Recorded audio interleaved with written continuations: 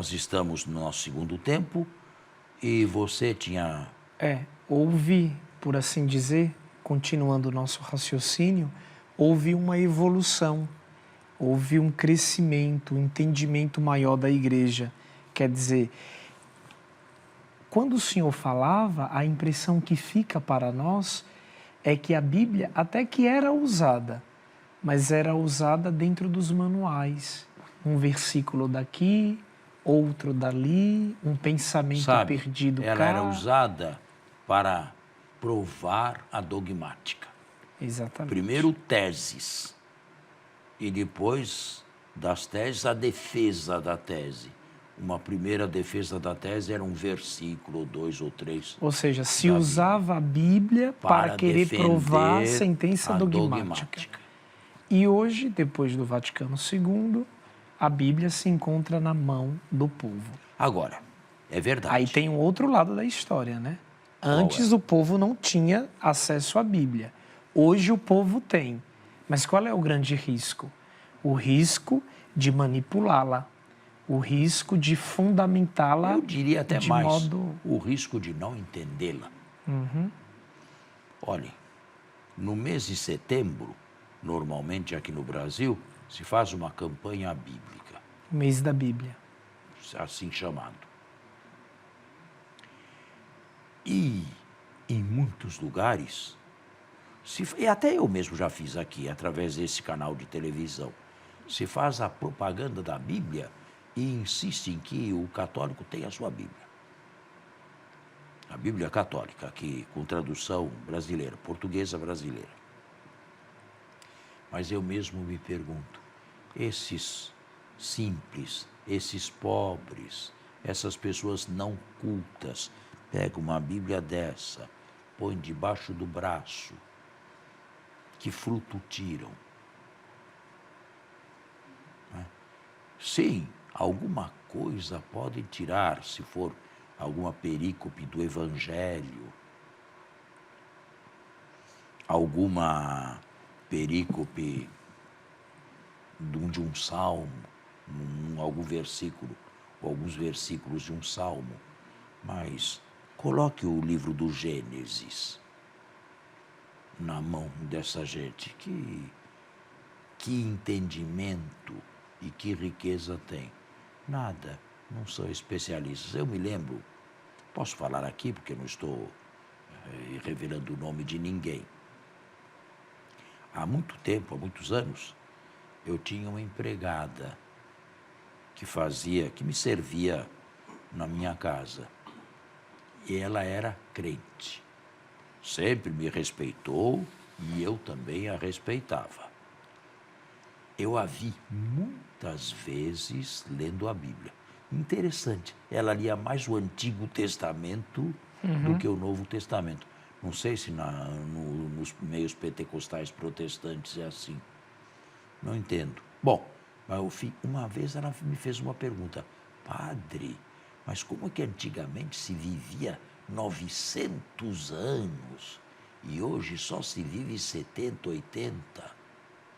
Como é que é isso? Me explique. O que eu ia dizer a ela? Disse, está escrito na Bíblia. Mas que explicação eu poderia dar a ela?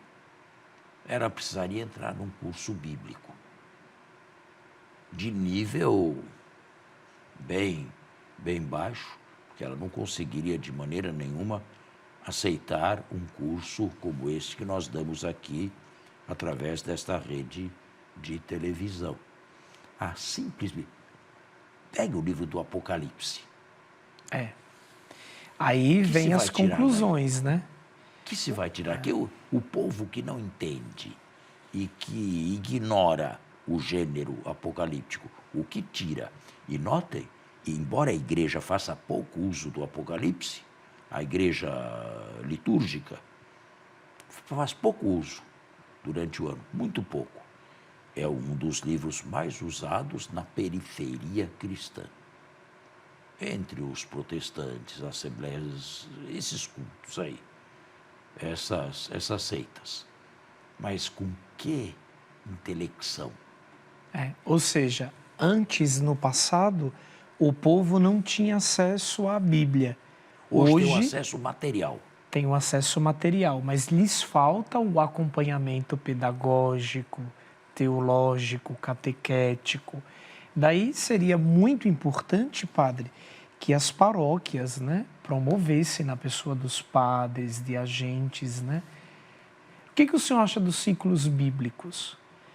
Eu já dei diversos. Leitura orante da palavra de Deus. Eu já dei diversos cursos bíblicos. O problema é, e eu fui afetado com isto, e depois deixei. Eles começam com tanto entusiasmo, depois de 2 meses tem 7, 8 pessoas lá dentro. O povo, em geral, não persevera.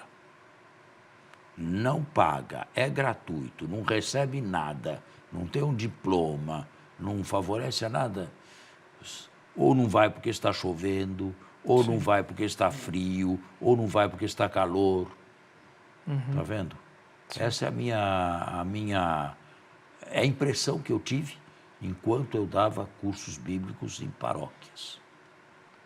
Não sei se eu estou errado ou se isso acontece, você sabe. Hoje, na igreja como um todo, sobretudo na nossa igreja do Brasil, a gente tem muitas iniciativas de pastoral. Tem muita pastoral.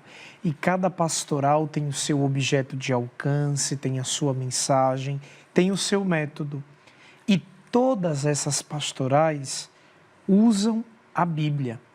Só que cada pastoral incorre num grande problema às vezes. Ela usa a mensagem da Bíblia para defender a sua bandeira. O senhor não acha que se hoje na igreja como um todo nós tivéssemos o Evangelho como a pastoral central, a igreja não andaria melhor, padre? Acho que sim. Eu acho que em algumas paróquias nós temos um excesso de pastorais. Elas poderiam ser mais enxugadas. E outra coisa, na paróquia se ensina a fazer pastoral. É difícil você aprender a rezar numa paróquia. Se você quiser rezar, e sobretudo rezar com a palavra de Deus, você tem que entrar num movimento. Isso é verdade. Infelizmente é o que eu penso. Você tem que entrar em algum movimento, se você quiser mais do que uma celebração de missa dominical ou diária. Por que não ensina mais a rezar, a ter uma vida cristã mais profunda? Sabe, sermões muitas vezes desinteressantes, longos, chatos, aborrecidos, obesos. Ou então, o que muita gente faz, como é o único lugar onde o padre tem contato com os fiéis, precisa dizer tudo. Desde campanha disto, campanha daquilo, dízimo, dia não sei do que, novena não sei de onde, de que santo, avisos paroquiais, e tudo isto forma uma homilia que está longe de ser um sermão bíblico. Não sei se você tem essa mesma impressão. Então, de fato, a Bíblia ainda continua sendo o caminho do meio, a virtude, a saída, pela qual a gente deve apostar na nossa igreja. Agora, suponhamos, padre, eu sou um cristão católico e estou iniciando a minha vida de fé. E quero muito ler a palavra de Deus. Mas eu quero lê-la não apenas para decorá-la, para saber sobre ela. Eu quero rezar na Bíblia. Existe um método, existe uma maneira de me introduzir no mundo da Bíblia? Existe. Eu deveria começar lendo-a pelo primeiro livro, que é o Gênesis no Antigo Testamento, ou, do contrário, eu deveria começar pelo Novo Testamento? Eu diria para você que o meio é a Léxio Divina. A respeito disso, nós podemos falar no outro programa, mas é o meio clássico.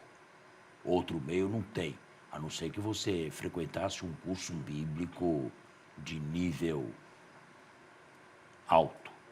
Outro meio não existe.